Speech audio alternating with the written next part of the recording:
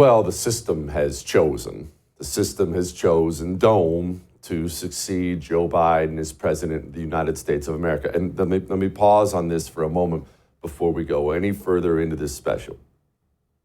Don't, for a second, make the mistake of thinking she can't possibly win.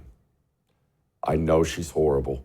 I know she's unlikable. I understand all that. We're going to make fun of her. We'll talk about her at length, her record, her personality, her past. We'll talk about all these things. But I see a lot of cocky on the right now. Trump survives an assassination attempt. Trump's up in the polls. Dome is unpopular. I see a lot of preemptive celebrating right now. This woman can be the next president of the United States of America. That's a possibility.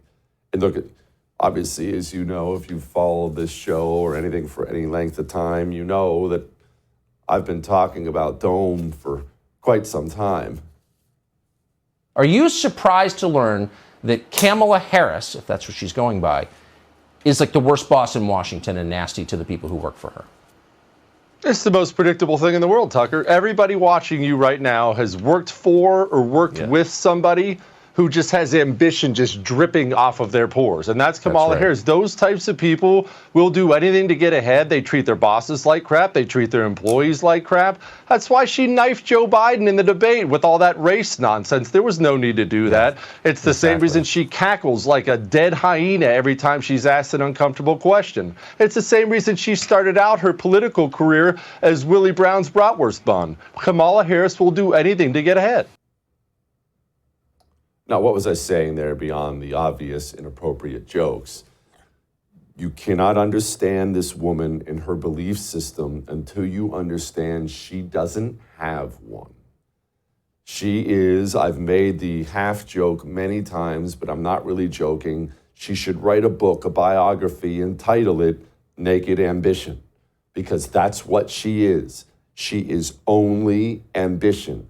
Why did she start her career in that way? Dating the married power broker in San Francisco who was twice her age. Why would you do something like that? Because she was ambitious and he helped start her career. And then she runs for office and she runs as being tougher on crime than the current DA. So not some loony commie. She goes right from there, works her way up through the California system, becomes the Attorney General of the state of California. As Attorney General, she took marijuana users and threw them in prison in mass. This is something she did in mass. Well, fast forward a couple years later, she's running as Joe Biden's vice president. She's joking about all the weed she used to smoke, which of course was a lie. She went from being the tough on crime DA to being voted as the most liberal senator in the United States Senate. That includes admitted socialist Bernie Sanders. What are you seeing here? Are you seeing the picture of some committed radical? No, she's actually worse than that. You're seeing the picture of somebody who will say and do anything to get to the next job. That's her entire life, is the next job. I've said it before. If Kamala Harris somehow, if you could teleport her out of the White House and put her in a county in rural Wyoming, Kamala Harris would all of a sudden be running as a Republican far to the right of me, and she would do so without the tiniest bit of hesitation. This is a human being with no belief system at all, and I realize you could say that about a lot of politicians. Hers, you can take it to an extreme. There's nothing there besides ambition. And because of that, this is not someone with, again, a central belief system. She hasn't done a bunch of reading on what she believes about government and various other things. She hasn't been studying it. She doesn't sit around pondering it, because all that matters to her is the next promotion. She finds herself as vice president of the United States and now about to be the Democrat nominee for the presidency of the United States. And that is why this woman nervous laughs all the time. I have been fortunate and blessed to, during the course of being vice president, have many situations where it becomes clear to me that there are you know, people of every age and gender, by the way, who see something about being the first that lets them know they don't need to be limited by other people's limited understanding of who can do what. So you're right. We have a lot of accomplishments. And I think what the American people want most in their leaders is that we actually get things done. And we have done it. We haven't taken adequate credit for it, frankly. But the brilliance of this inaugural class and its leaders is the ability to see what can be, unburdened by what has been, and then to make it real. Well, as I said, we have to revitalize the Palestinian Authority. And let us all agree, one does not have to abandon their faith or deeply held beliefs to agree the government should not be telling her what to do with her body. Anyone who is 18 today, they were born in 2005. Indeed, yes, wow. Innovation is about our ability to see what can be, unburdened by what has been. Well, the press is here. I got some words. I got the vocabulary. And my pronunciation is perfect. I love Venn diagrams. I really do. The three circles, you know, and then they overlap. And so Venn diagrams can help you sort through. I'm just kind of an undercover geek. There's just nothing there. No belief system, no founding, no principles, no nothing. Just somebody completely unmoored by any of that will say and do whatever she has to do in order to get ahead. And you've probably worked with someone like this in your life before. Maybe you're working with someone like this now, I hope not. Maybe it's a boss. Maybe it's an underling. But they're always the worst people to work for. Can't trust anything they say, anything they do. You understand that working for the vice president, if you're in politics, is one of those prestigious positions that you kill for because it looks so good on your resume. Kamala Harris has lost 92% of her staff in the first 3 years. Even ruthlessly ambitious little commie Democrat staffers can't stand to be around her for any length of time. That's who this woman is. And gear yourself up for the dome slobber fest from the media. It's already well underway. Wow. There was a twinkle in her eye. There was a kick in her step that, when you're vice president, you're not loose. You can't, there's somebody above you. There's somebody, you don't want to overshadow them. And this was quite the coming out. And I got chills. I was blown away. I was like, I kind of fell in love with her. I thought she was smart, engaging. She's funny, feisty, twinkle in your eye, punch you in the gut. I mean, everything you kind of want. And I just thought it was a great, great opening act. Gosh, how embarrassing. And of course, they're going to lie about her extensively. You know this. Everyone remembers when Joe Biden promptly dumped the responsibility of the border on her lap, and he dropped it on her lap and on camera.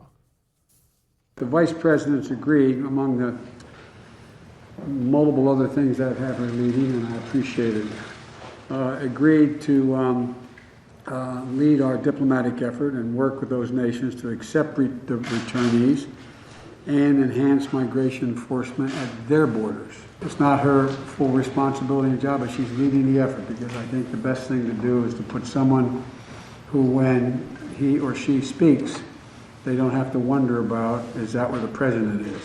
When she speaks for me, doesn't have to check with me, she knows what she's doing, and I hope we can move this along.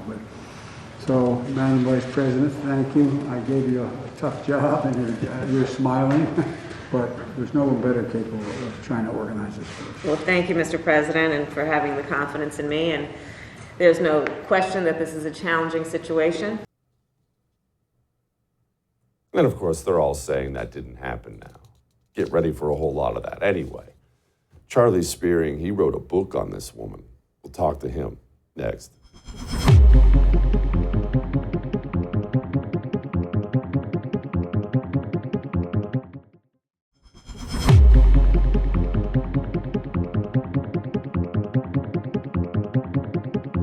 But as far as Kamala now on the campaign trail, you are mentioning that she really has to come and hit it hard, making sure that everyone knows where she stands, what she can do for the ticket. She's got to be available, as she has been in the past. She certainly has been very available in the past. Joining me now, Charlie Spiering. He wrote a book on Dome, a very interesting book you might want to pick up, a revealing book. And the book, just the title alone, Amateur Hour. Okay, Charlie, let's begin at her beginning in politics. Why does Willie Brown have anything to say about Kamala Harris? What's their relationship?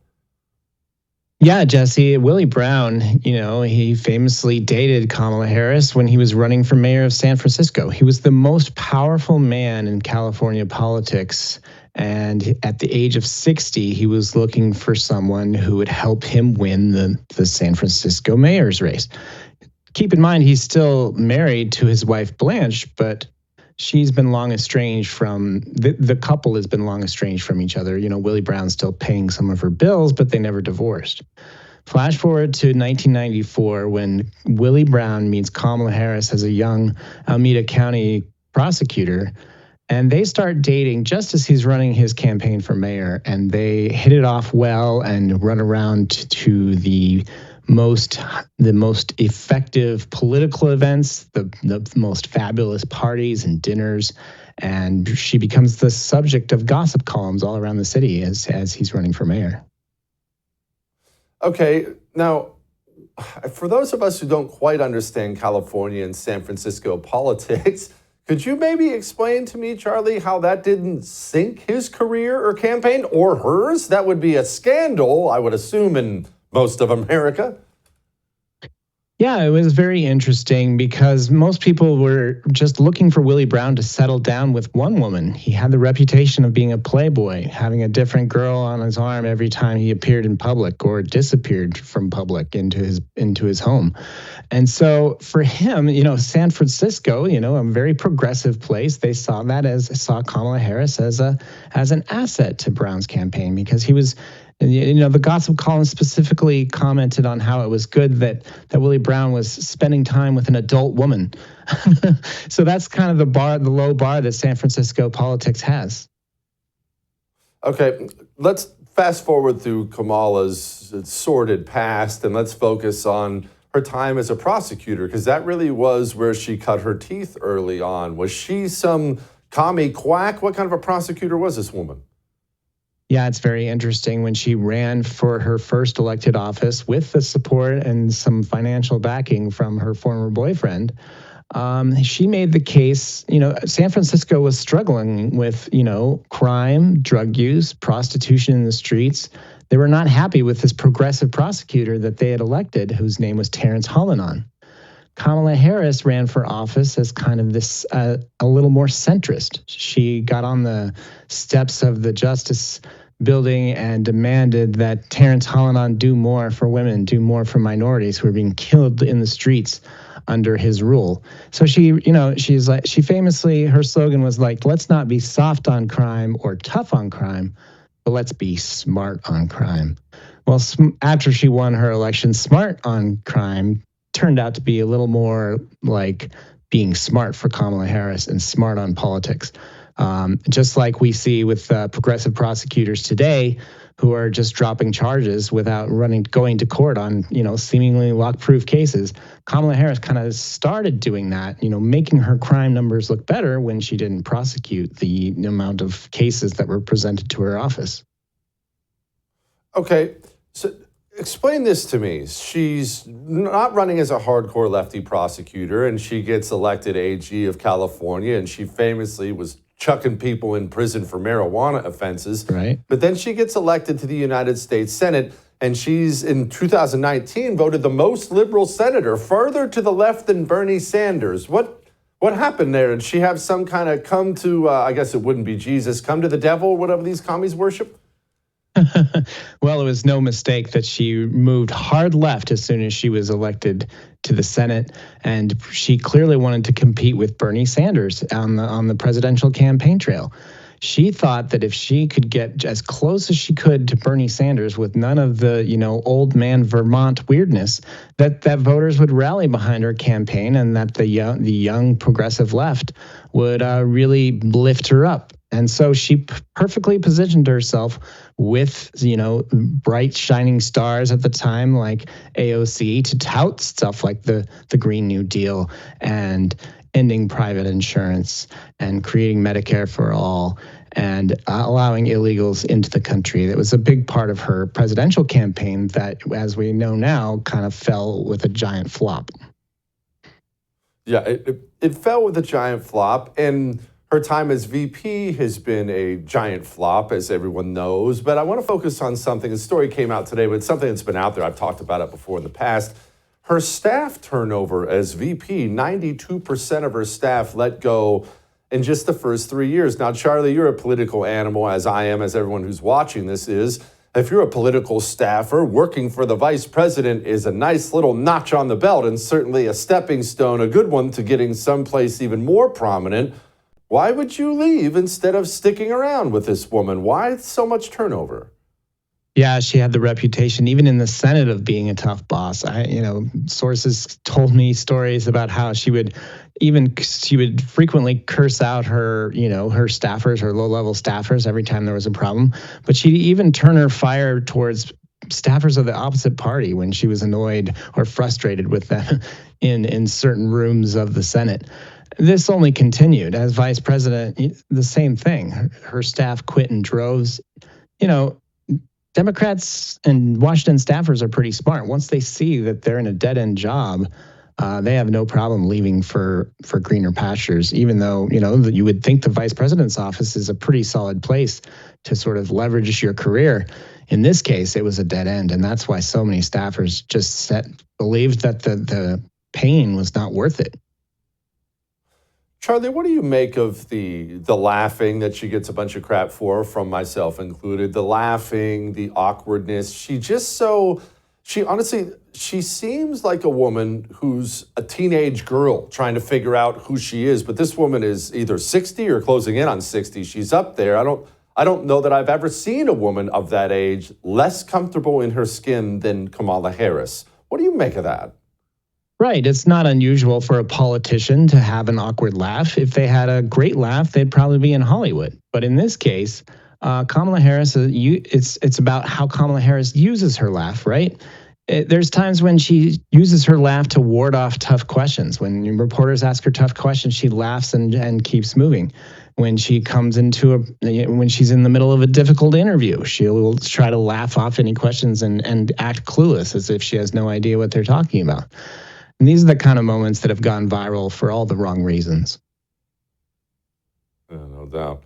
Charlie, I appreciate you very much. His book is Amateur Hour. Go pick it up. I mean, after all, this woman, oh my gosh, I can't believe I'm going to say this, might be our next president. Gosh, that freaking hurts. You know who else knows a lot about Thome? John Phillips. He's been talking about her for a very long time. He's got some details on her background I think you'll find interesting. We'll talk to him next.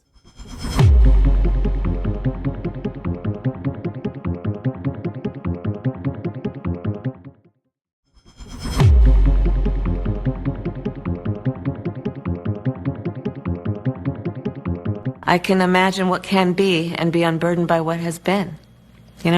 What can be unburdened by what has been. What can be unburdened by what has been. What can be unburdened by what has been. What can be unburdened by what has been. What we can see, what we believe can be unburdened by what has been. What can be unburdened by what has been. Why does she love that line? Who is this woman? Look, these are questions we need to ask now, because I honestly, I feel gross saying it. I need a shower too, but it's not outside of the realm of possibility that that woman is the next president of the United States of America. You know how elections are run here in this country. Let's talk to my friend John Phillips about it, of the John Phillips Show, which is amazing, I should note. John, You're a California man, and you are more wired into California politics, honestly, than anyone I think I've ever talked to in my entire life. Every American knows who Kamala Harris is. They know the awkward laugh. They know the vapidness. They get all that. But this woman's background, where did she come from? Well, first of all, after seeing that vignette, I feel like there was some kind of malfunction at the fortune cookie factory, and the same fortune just got printed out about 9 million times. But I guess she's a fan. Kamala Harris came up through the ranks in San Francisco politics. She was the, how shall we say this politely, protege of Willie Brown, who was the Ayatollah of the state legislature before he became mayor of San Francisco. He is the one who not only gave birth to her career, he gave birth to the political career of Gavin Newsom, among others. And he was really instrumental in greasing the skids for her to become district attorney in San Francisco. And what was interesting about that race is it showed you what kind of politician Kamala Harris would be throughout her career, which is not necessarily a left-wing ideologue, not a conservative blue dog. What she is extremely situational. When she first ran for district attorney in San Francisco, she ran against what we would now describe as one of these Soros DAs. She ran against one of these left-wing guys who essentially wanted to use the office to advocate for criminals. And she ran as a tough-on-crime Democrat. She ran as a tough-on-crime prosecutor and was able to beat him in that race. She presented herself statewide the same way when she ran for attorney general against my friend Steve Cooley. Steve Cooley, a Republican district attorney from Los Angeles County. What was interesting about that first race for attorney general for her was it was the first time she ever had a contested race and the only time she's ever had a contested race against a Republican. And statewide in California, she won by less than 1 point. It was one of these things where they just kept counting ballots and kept counting ballots, and we didn't know what was going to happen. And then after all the ballots were counted, that's when Kamala Harris ended up winning the race and becoming attorney general. But then when she runs for president, she runs for U.S. Senate later on, she pivots to the left because she ran against a blue dog Democrat in Loretta Sanchez, and she became the left-wing candidate of choice. Kamala Harris is dangerous in the sense that the one through line that she's had in her entire career is the quest for power. She wants to be the one in the room making the decision above all else. And that is dangerous. John, we've joked about this several times, you and I, but I do find the laughing, the endless laughing, nervous laughter, it's very obviously a nervous tick she does. I do find it to be fascinating because this looks like a woman who is dripping with, among other things, imposter syndrome. That's what it looks like to me. She looks like someone who's unqualified, knows she's unqualified, and almost like she's 15 going on 60. Am I speaking out of turn here? Please correct me if I'm wrong. She is someone who is unbelievably uncomfortable in her own skin. She grew up in California and Canada. She was educated she went to Howard as an undergrad. She went on to earn a law degree. Where did she kick off her campaign when she ran for president? In Oakland, like she's Kamala from the block, which has never been the case.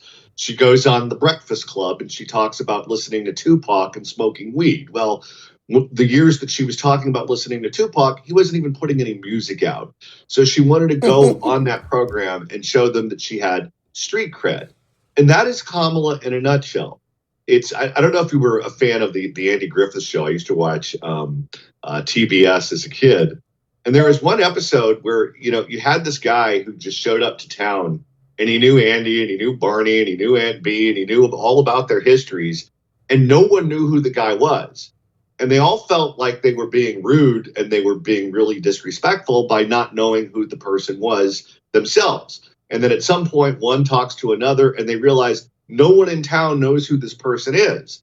And as it turns out, he was this guy from New York City who wishes that he had a small town upbringing. So he subscribed to the local newspaper and knew everything that was going on there, but knew actually none of the people in Mayberry. That's kind of who she is. She's this person who is not comfortable in her own skin, now is at the Democratic, dance as the standard bearer of the party, but really doesn't fit in with the crowd. She's not who she's presenting herself to be, and she never has been. What she is she's a woman who wants power, wants to accumulate as much of it as possible, and will do whatever it takes to get there. I don't think she's a very capable human being. She's never struck me as that in any way. And everyone knows, everyone with eyes can see that they engineered a palace coup against Joe Biden. Unlike others, I actually don't think she was behind it. Do I think she was supportive of it? Of course, this is a ruthlessly ambitious woman who would knife her own mother in the back for a promotion. She's proven that several times. But I don't feel like she has what it takes to be behind this whole thing. I almost feel like she's just along for the ride. What do you think about that? That's probably right. When she was in California, she was represented by this company that is owned by A. Smith, who is a very powerful Democratic strategist. And they were known for being extremely cutthroat, including to former clients. If you go back to when she was picked to be vice president, she was up against Karen Bass at the time. And then all of these negative stories about Karen Bass being fixated on Castro and all of these horrible things that she's done in the past started making their way into the newspapers.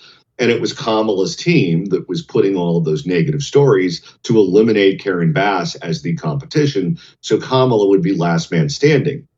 When Kamala was offered the job to be vice president, Joe Biden went to her and said, you can have the job, but you can't bring any of your California people with you, meaning we don't trust you if they're around. So she then had to move to Washington and be surrounded by all of Joe's people and people that she was set up with, I guess, through the DNC or whatever. So her hatchet people are no longer with her. Now, they're currently representing Gavin Newsom, among others. But Kamala is without her muscle right now. So I don't think she was behind this, maybe Nancy Pelosi and others, but Kamala is certainly the one who's benefiting right now. Obviously, Nancy Pelosi, I'm glad you brought her up. She very clearly was one of the ringleaders behind this palace coup. But California is a small place when it comes to politics, like every other state. Nancy Pelosi's just as wired in with Newsom and all these other types. So have they gotten cross in the past ever? Are they fast friends? What's the Pelosi-Harris relationship? Well, they both come from the rough and tumble world of San Francisco politics. I don't know that they've ever been particularly close.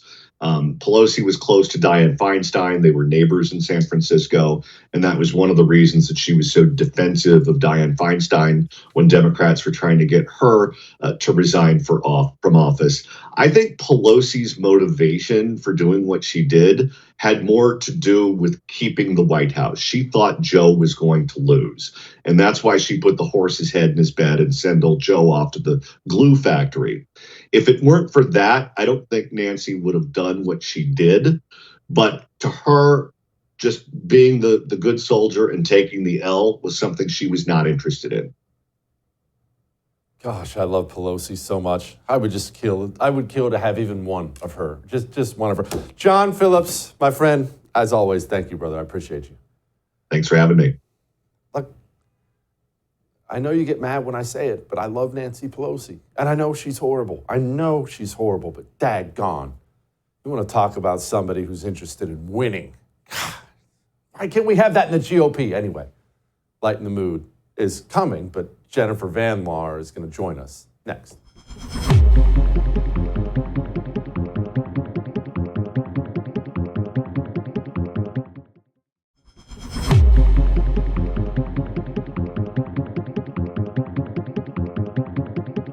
Senator Harris says she's proud of her record as a prosecutor and that she'll be a prosecutor president, but I'm deeply concerned about this record.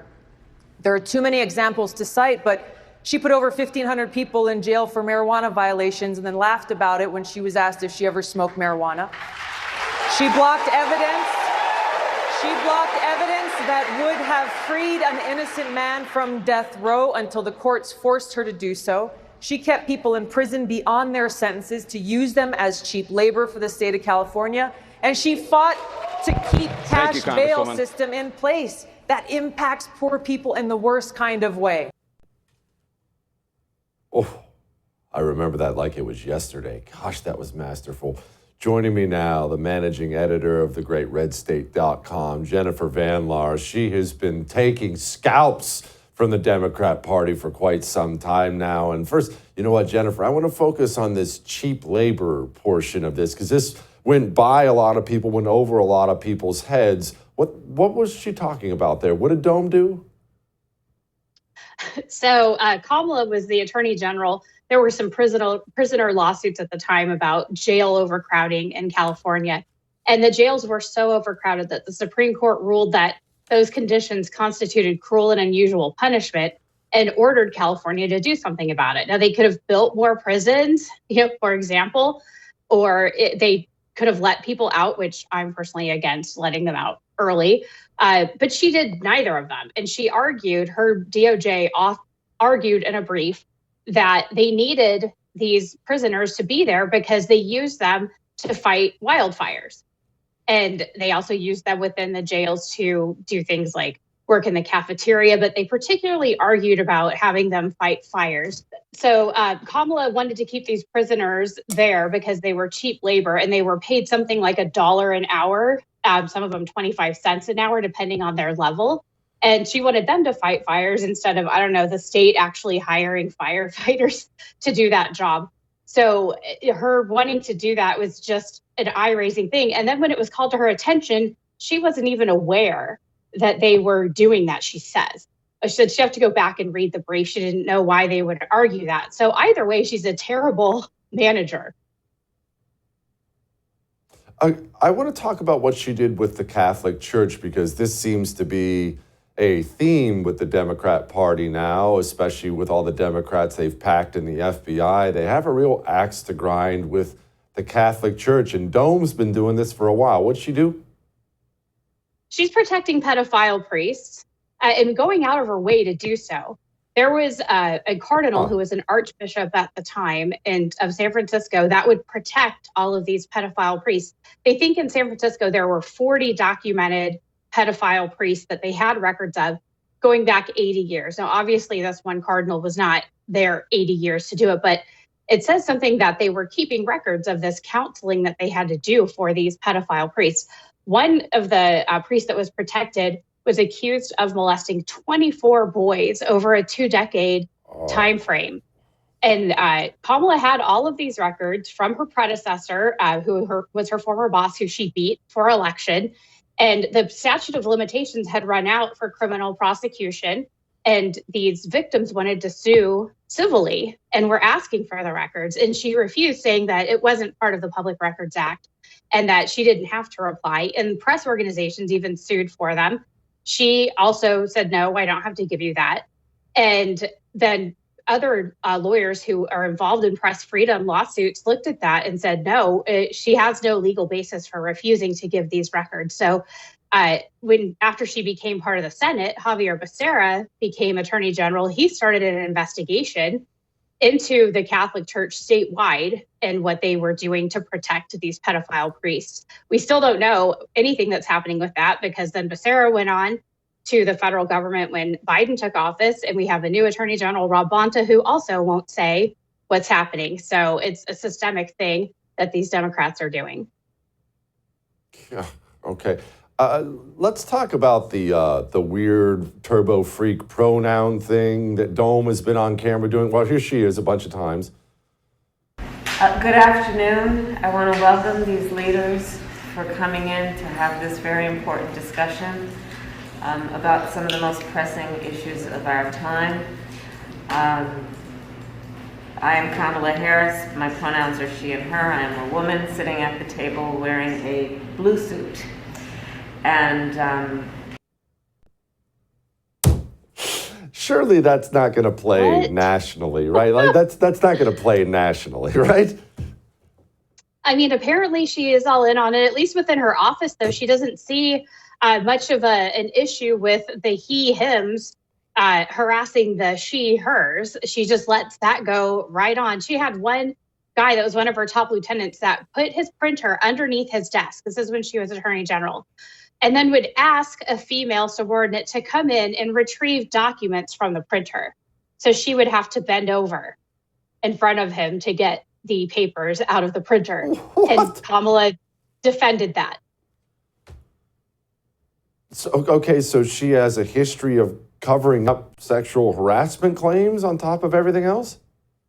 Yeah, sexual harassment claims. There were 2 within her office.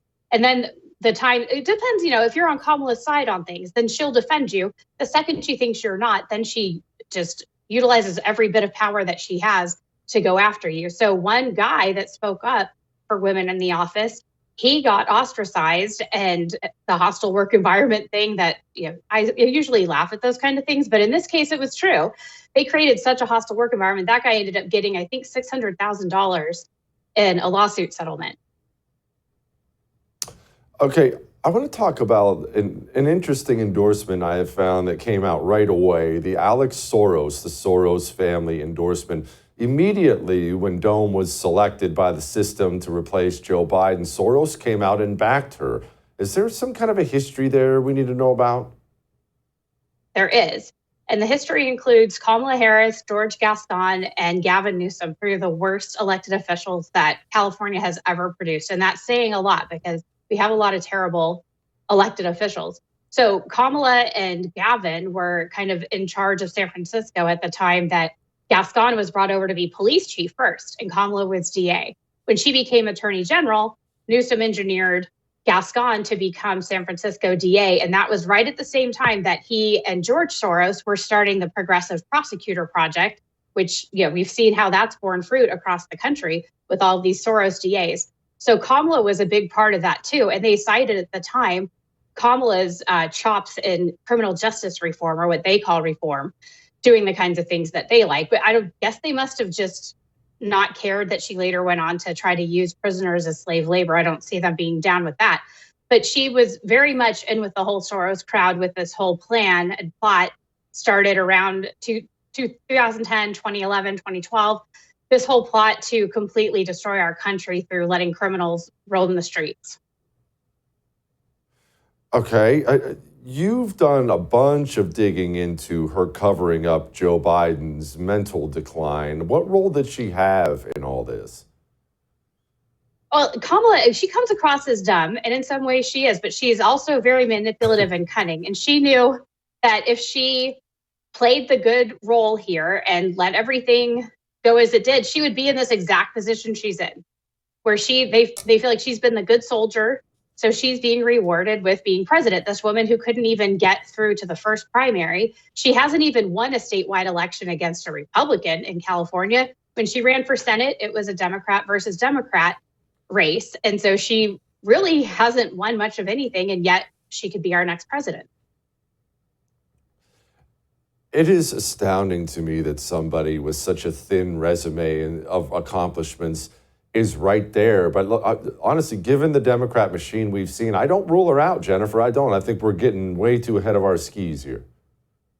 I mean, we've seen just recently, before we were recording this, how Axios is saying she's never been the border czar. That was just all something that Republicans claim that she was. And they're all completely changing their past coverage of her. So someone mentioned that between the time that of the first debate between Trump and Biden, and now that the press has been uncharacteristically truthful, and now they're going back to how they've always been.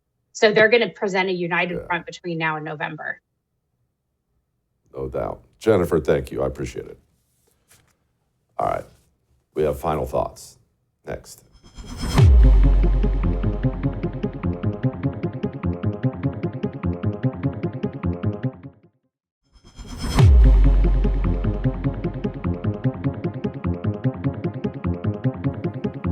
I know it's a lot to think about. I shouldn't say it's a lot to think about. I know it's horrifying to think about. That's probably a better way to put it. But there is a possibility that Kamala Harris is the next president of the United States of America. You know how these people handle elections. You know how manipulative and horrible the American media can be. And probably more importantly than any of that, you know how the American public they're not always with us. I make mistake after mistake after mistake when it comes to predicting elections because in my patriotism, I managed to convince myself time and time again that the American public is further to the right than they actually are. Of course, most people think like me, right? Of course, most people share my values. They share our values, don't they? No, they don't necessarily.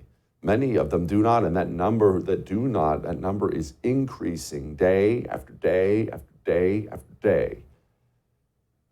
It's important that we understand who Kamala Harris is, and it's important that we share with friends and family this empty vessel. Can you imagine somebody that nakedly ambitious, the damage they could do to this country in just 4 years as president? It would be Joe Biden times 2, Joe Biden times 10. My goodness, you thought a lot of men were coming in the country before she took over and opened it up. Yeah. All right, so the campaign. November is going to matter a lot. This woman is a freaking horror beyond belief. Remember to go campaign and dig in. Don't take anything for granted. We'll do it again.